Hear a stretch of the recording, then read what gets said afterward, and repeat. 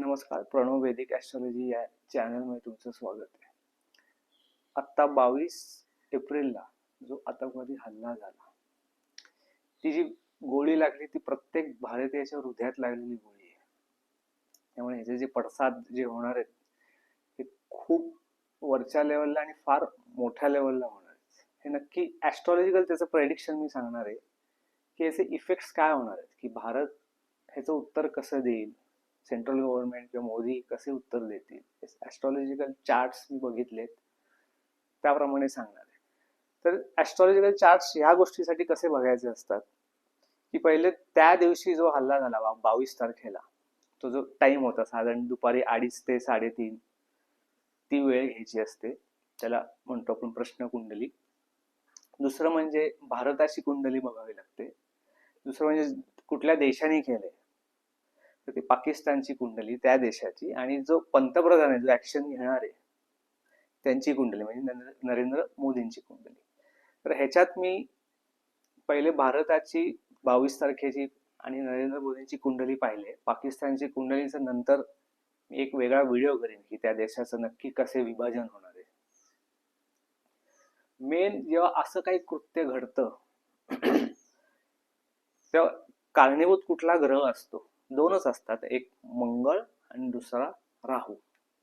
मंगळ म्हणजे proper action घेतली जाते आणि राहू म्हणजे एक प्लॅनिंग असतं, कारस्थान म्हणजे राहू असतो. बघा, आर्मीची ऍक्शन असू दे, वॉर असू दे, किंवा कुठेही म्हणतो ना missile attack, air strike, surgical strike किंवा आतंकवाद, हे जे सगळ्याचा कारक मंगळ आहे. म्हणजे आर्मीचा सुद्धा कारक मंगळच असतो, आतंकवाद्यांचा सुद्धा जो ग्रह मेन कुठे ऍक्टिव्ह तो मंगळच असतो. त्यामुळे मंगळ चांगला का वाईट असं नसतं, कुठलाच ग्रह चांगला का वाईट असं नाही, त्याच्यावर संस्कार कसे होतात त्या ग्रहावर हे महत्वाचं आहे. त्यावेळेची जी सिच्युएशन होती 22 तारखेला ग्रहस्थितीची, तिची कुंडली मांडली तेव्हा सिंह लग्न होतं. त्यामुळे अष्टम स्थानात मीन रास होती, आणि मीन राशीत बघा राहू, नेपच्यून, शनी, शुक्र असं सगळं 8व्या घरात. हे 8वं घर म्हणजे असं कारस्थान, किंवा आपण म्हणतो नेगेटिव्ह साइड मधलं ते घर आहे, तिथे नेगेटिव्ह गोष्टी घडतील, इथे गुपित असतं, जे एकदम अचानक पुढे येतं. अशा स्थानी राहू, शनी वगैरे असे ग्रह होते, तेव्हा ते खूप प्लॅनिंग करून केलं गेलंय. आणि दुसरं म्हणजे मंगळची पोझिशन काय होती, तर ती कर्क राशीत जिथे 4 आकडा असतो तिथे मंगळ वयात, म्हणजे सिंह लग्न असेल तर त्याच्या अलीकडच्या वयात, वयस्थान जे म्हणतो तिथे मंगळ होता. आता जलतत्वात मंगळ आलाय. जल त्याच्या म्हणजे कर्क राशी जलतत्वाची. ओके, मंगळ हा पूर्ण अग्नी आहे, म्हणजे अग्नी जलात आला तर काय होतं, अग्नी विसतो. जेव्हा जेव्हा जलतत्वात मंगळ येतो, रवी येतो, असे जेव्हा ग्रह येतात तेव्हा त्याचा अग्नी म्हणजे त्याची थोडीशी पॉवर कमी होते, पॉझिटिव्ह साईड त्या मंगळाची कमी होते आणि नेगेटिव्ह साईड जास्ती वाढते. त्यामुळे हे जे आतंकवादी हल्ले जे होतात हे सगळे जलतत्वातले मंगळाचे काम असतात. आपण मागचा इतिहास पाहिला तरी सांगता येतं, 2016-19 जो अटॅक झाला होता तेव्हा तेव्हा थोडीशी आर्मी शिथिल होते, थोडी आर्मी बॅकफूटवर जाते, या गोष्टी होतात. आणि जेव्हा मंगळ हा चांगल्या मेष राशीत किंवा अग्नी सिंह राशीत असतो तेव्हा ऍक्च्युली त्या देशाची आर्मी, पोलीस फोर्स हे फ्रंटवर असतात आणि स्ट्रॉंग असतात, ते ऍक्टिव्ह होऊन जातात. आत्ता जो मंगळ जो आला साधारण 15-16 एप्रिलच्या सुमारास तो कर्क राशीत आला, जो 6 जून पर्यंत कर्क राशीत राहणार आहे आणि पुढे तो सिंह राशीत जाईल. आता भारत साधारण भूमिका काय घेईल? हे जे कारस्थान आहे ऍक्च्युली दिसताना पाकिस्तान दिसतंय, पण जो मागून जो पैसा आलेला आहे तो चायनाकडनं आलेला आहे. अष्टम स्थान एवढं स्ट्रॉंग होतंय म्हणजे कुठेतरी फार मोठी गोष्ट शिजलेली आहे, बनलेली आहे, तयार झालेली आहे, आणि मग अटॅक झालेला आहे. तो पाकिस्तानची तेवढी म्हणजे काय म्हणतो परिस्थितीच नाहीये की ते आतंकवादाला पैसे, त्यांच्या लोकांना पैसे देऊ शकत नाहीत, खायला पहिला देऊ शकत नाही, आतंकवादांना काय पोषणार. हा पैसा सगळा चायनावरनं आलेला आहे. चायनाने छानपैकी आतंकवादाला पैसे पुरवले आणि त्यांच्या मार्फत हा अटॅक केलेला आहे. हे चायनाने का केलं त्याची स्वकुंडली पाहावी लागेल. भारत हे आता एक न्यूट्रल भूमिका आहे, आणि आर्थिक परिस्थिती, इकॉनॉमी एकदम स्ट्रॉंग आहे आणि अशीच इकॉनॉमी राहिली तर पुढच्या 5 वर्षात भारत हा सुपर पॉवर होऊ शकतो, हे चायनाला चांगलं माहिती आहे. त्यामुळे कुठेतरी भारतात एक म्हणतो ना डिस्टर्बन्स आला पाहिजे, ते युद्धात आले पाहिजे, हा प्रयत्न आहे जो चायना थ्रू पाकिस्तान करते. पाकिस्तानला काही पडलीच नाही, त्यांना आतंकवाद हे त्यांचं मूळ खाद्य आहे. त्यामुळे भारत आधी युद्ध करेल का, हा विषय. युद्ध केलं तर खूप आर्थिक हानी होऊ शकते, अनेक जीव जातात, युद्धात कोणाचाच फायदा होत नाही. त्यामुळे एक वेगळी नीती आखावी लागेल आणि त्यासाठी एक खूप पत्रिका पाहिल्या तर एक टाइम पिरियड दिसतोय की एक हे खूप मोठ्या टाइम पिरियडचा विषय हा. 2016 साली वाटतं जो सर्जिकल स्ट्राईक झाला, आतंकवाद्यांचा हल्ला झाला, सर्जिकल स्ट्राईक झाला, विषय संपला. 2019 साली बालाकोट स्ट्राईक म्हणजे तिथे एअर स्ट्राईक झाला. तसंच एक एक्सपेक्टेड आहे की पुढच्या 10-15 दिवसात असं काहीतरी होईल आणि विषय संपेल. नाही, भले 10-15 दिवस एक छोटा अटॅक होईल, पण आता पाकिस्तानचे जो पण तुकडे होत नाहीत तो पण भारत थांबणार नाही. आणि हे सगळं ऍस्ट्रॉलॉजिकली पण दिसतंय. मी जसं म्हणलं सगळ्याचा कारक मंगळ आहे, सगळ्याचा कारक मंगळ आहे. पाकिस्तानचा मंगळ हा काय बिघडलेलाच आहे, त्यामुळे त्यांचा देश बिघडलाय. भारताची आता एक चंद्राची दशा चालू आहे, जी सप्टेंबर मध्ये मंगळाची दशा सुरू होणार आहे. आणि जे आता कर्क राशीचा जो मंगळ आहे तो जून महिन्यात सिंह राशीत जाईल, म्हणजे कुठे अग्नी तत्वात जाईल. इथे मंगळच येतोय. आणि मोदींचा मंगळ आहेच वृश्चिक राशीचे, मोदींची वाटतं मंगळाचीच दशा आहे. त्यामुळे हे सगळं मंगळ आहे. आणि एक साधारण सप्टेंबर पासून हा भारताचा मंगळाची जेव्हा दशा सुरू होईल तेव्हा पाकिस्तानला असं काही मार बसणार आहे की पुढचे 25 वर्ष ते डोकं काढू शकणार नाही. पण ह्याला टाइम द्यावा लागणार आहे आणि हा टाइम सेंट्रल गव्हर्नमेंट घेणार आहेत. आणि हे जे काय कारस्थान आता देश करेल ह्याचा जो फायनल रिझल्ट मिळेल, फायनल रिपोर्ट कार्ड पाकिस्तानचं, ते फायनल रिपोर्ट कार्ड मिळेल 2027-28 साली, की जेव्हा पाकिस्तानचे हा देश राहणार नाही, असे एक 4 तुकडे झालेले असतील.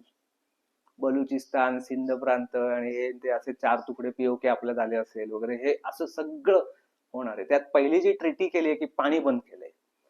हे बघा, पाणी बंद केलंय सिंधू नदीचं, म्हणजे काय सिंधू नदी हा काय नळ नाहीये की आज पाणी बंद केलं उद्यापासून पाणी नाही. आहेत 4-5 डॅम्स ज्यातनं पाणी आता रोखलंय. त्यातनं फक्त म्हणतो आपण एक 5%, 6% पाणी पाकिस्तानचं रोखलं गेलंय. पण ह्याच्या पुढे अनेक सिंधू नदीवर डॅम बांधले जातील, ज्यातून पाणी अडवलं जाईल किंवा त्याची वाढ बदलली जाईल, जे भारताकडे वळवलं जाईल. हे एक मोठं प्रोजेक्ट आहे. हे प्रोजेक्ट असं 4 महिने आणि 5 महिन्याचं नाही, 4-5 वर्षाचं आहे. त्याचे इफेक्ट तेव्हा 2-3 वर्षांनी त्याचे दिसायला लागतील. हे पाणी बंद करणं हा छोटा विषय नाहीये, त्याचा फटका पाकिस्तानला बसेल, पण it's a long term project. हे पहिलं. दुसरी गोष्ट, आता काय होणार आहे की 10-15 दिवसात समज सेंट्रल गव्हर्नमेंटनी काही ऍक्शन घेतली नाही, काही अटॅक केला नाही, तेव्हा आपल्या देशातले 3 मेजर फॅक्टर्स आहेत. पहिली म्हणजे मीडिया, जी अँटी मोदी आहे, ती बोंबलायला सुरुवात करेल. दुसरं आहेत विरोधी पक्ष, दे आर अँटी नॅशनल, की त्यांना काही करून मोदीला पाडायचंय, ते बोंबलायला सुरुवात करतील. आणि ह्या सगळ्याचा परिणाम भारतावर जो राग आलाय की कधी एकदा आम्ही पाकिस्तानचं तोंड बंद करतोय, त्यांचे जोपर्यंत 50-100 लोक मेलेत असं कळत नाही तोपर्यंत स्वस्थ बसणार नाही. ते सुद्धा दे आर व्हेरी अँशियस की कधी अटॅक होतोय, कधी अटॅक होतोय. या गोंधळात सेंट्रल गव्हर्नमेंटवर किंवा मोदी सरकारवर एक वेगळं प्रेशर निर्माण होणार आहे. हेही मोदींच्या पत्रिकेतनं दिसतंय. फार स्ट्रेसफुल राहणार आहे. तर ह्या गोष्टीमध्ये भारतीय जे लोक आहेत, नागरिकांनी सेंट्रल गव्हर्नमेंटवर पूर्ण विश्वास ठेवला पाहिजे आणि त्याने सुद्धा पेशन्स ठेवला पाहिजे. हे फार महत्वाचं आहे.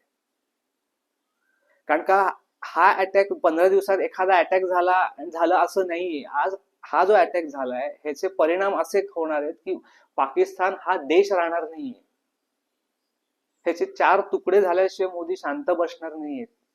पूर्ण देशाची वाट लावणार आहे. देशाची आता पाकिस्तानची कशी वाट लावणार आहे हे बघा. उदाहरण देतो, एखादी मांजर उंदराला कशी मारते, खेळवत खेळवत मारते, शेवटी उंदीर जीव सोडतो, मांजरीला शरण जातो आणि शेवटी शेवटचा चावा जो असतो मानेला असतो, जेव्हा उंदीर मरतो, आणि मग आरामात मस्तपैकी एखादी स्वीट डिश असल्यासारखं मांजर उंदीर खाते.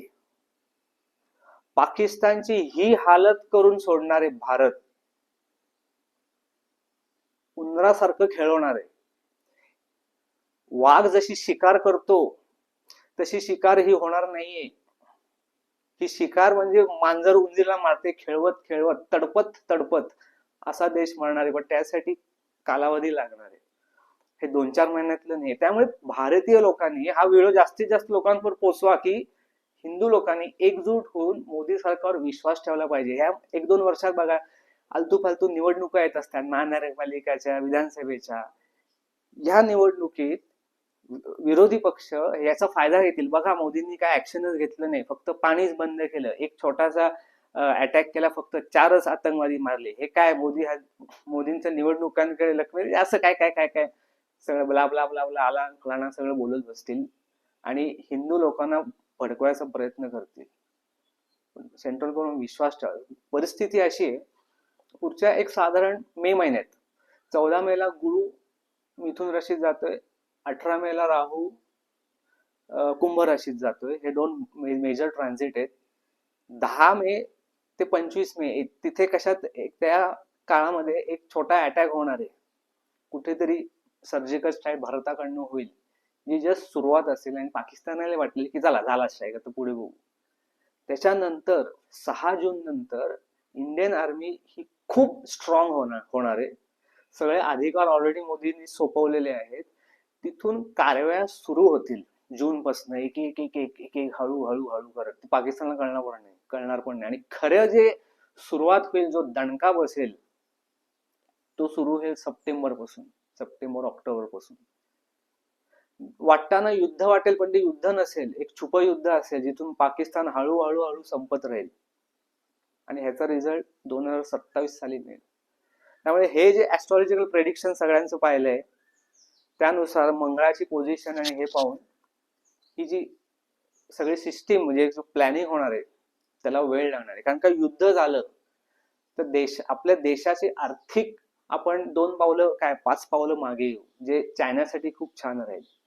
त्यामुळे जास्तीत जास्त लोकांनी पेशन्स ठेवा आणि सेंट्रल गव्हर्नमेंटवर कुठेतरी स्ट्रेस किंवा प्रेशर जास्ती येता कामा नये, ह्याची काळजी घेणं गरजेचं आहे. कारण का त्यांना खूप मोठं प्लॅनिंग करायचंय, पूर्ण देश संपवायचा आहे म्हणल्यानंतर युद्ध न करता त्यासाठी खूप वेगळ्या लेवलचं प्लॅनिंग लागणार आहे. त्यासाठी भारतीय लोकांनी एकजूट होऊन आधी आमच्यात एकी आहे का हे बघा, आधी एकी आमच्यात राहिली पाहिजे. आणि मोदी सारखा पंतप्रधान मिळालाय, तो आम्ही गमावला तर पुढचे 100 वर्ष भारताचं नुकसान होईल, हा विचार करा.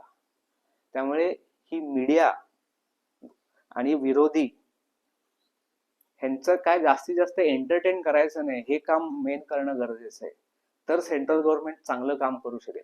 समज सेंट्रल गव्हर्नमेंटवर खूप प्रेशर आलं तर विनाकारण भारताला युद्ध करावं लागेल, जे परवडणार नाही,